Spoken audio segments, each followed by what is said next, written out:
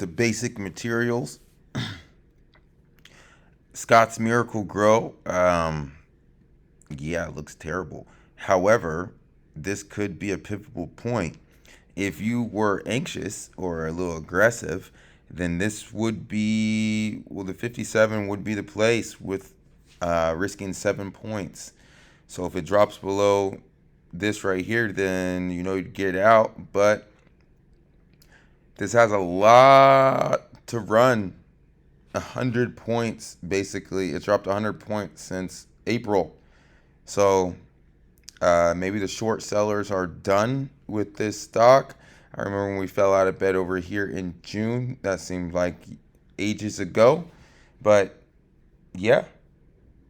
Or you could sell some puts against this right here, the 150.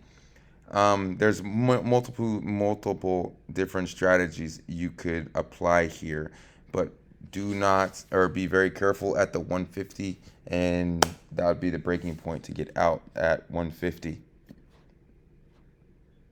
Ecolime, or Ecolab, excuse me, it looks good. Looks really good, actually. Be careful for it to maybe pull back just a little bit, since we are hitting right here, right, the resistance. Let's draw a line right there so we can remember. Right about there. That looks good. Let's bring it back out. If we can take out this 222 area, 57, we're really only like 30 cents away, and we can hold that, then look for us to try to take out the 230, which is nice. This stock has made a nice little change from the June. Let's go Linden Bussell. Londacell, some Bussell, whatever. Yeah, I don't really like this one quite as much. We've fallen off a cliff this last week. However, look where we are landing. We're landing a little bit below the 50 on the 382, but then 100% of this, we're basically back at zero. So keep that in mind. If you were aggressive, this would be a place to get, but be very careful because they have the dividend coming out this upcoming weeks, which could also drop the stock. So just be very careful. But if you are aggressive, the 96.61 would be your bail point, and in anything above here, try to capture it. DuPont de Meurs, whatever. Yeah, no, I don't like it. We had a nasty drop back in July, and since then we're not really recovering. How do they do on their earnings? They beat earnings, but look, we're below where we were on earnings. So, and if the market's shooting up, then DuPont would probably go up as well. But if the market's pretty much like stable, then I see DuPont just kind of rolling back over, and maybe even going to the 70 right here. Dow Chemicals.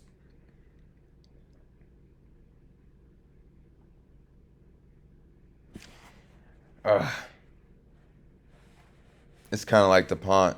I don't really like it. It looks better than DuPont. Like if you were to, but yeah, I don't like it. Anything above the 60.17 is not a negative thing. Then you're looking pretty good. It's above the 50 right here, so that's also a positive thing. Just be very careful because we could hit the 50, which is the 59.77. So that's about $1 away. But we could also retest these lows right here at the 57.78. So just be very careful. And we have dividend pay coming out on the 30th, which is basically a week from Tuesday, maybe.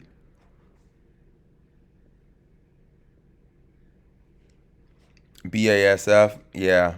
No, I don't like it.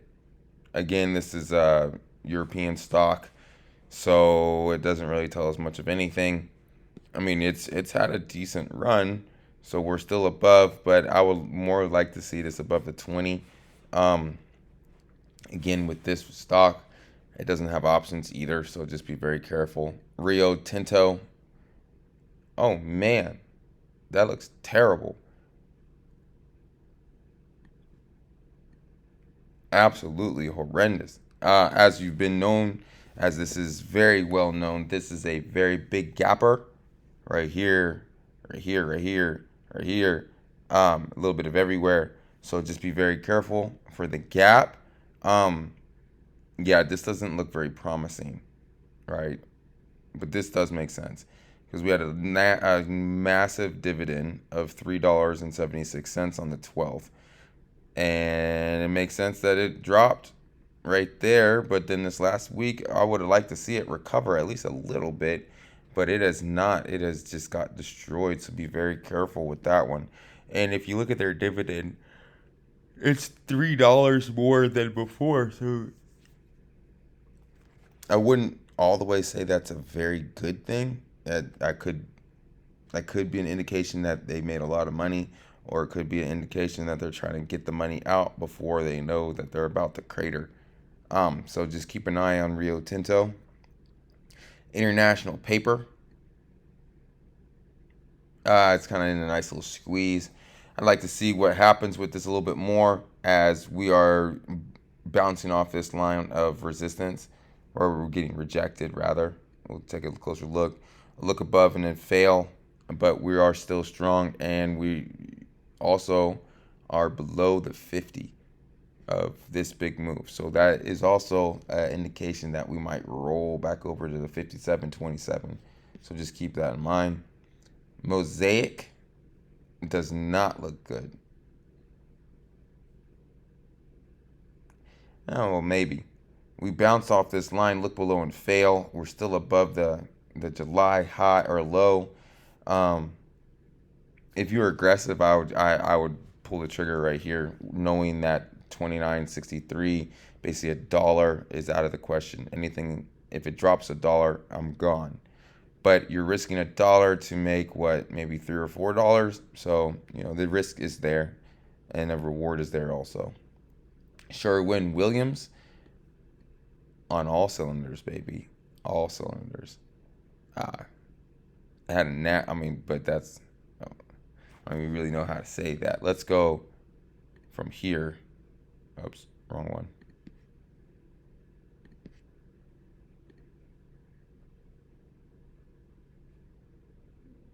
It's kind of all the way back here.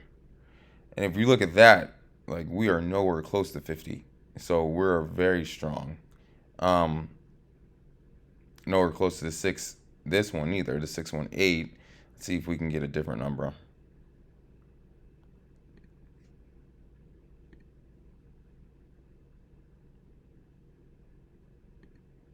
Okay, that makes a little bit more sense. So it looks like they're playing off of this low and to this high, maybe this high, honestly. We almost kissed the 618, which is a nice positive thing. We bounced on the 786, which is nice, and now we are above both of the 618 and the 716 or 786, and we are looking to break the 100%. So there you go. Basic materials.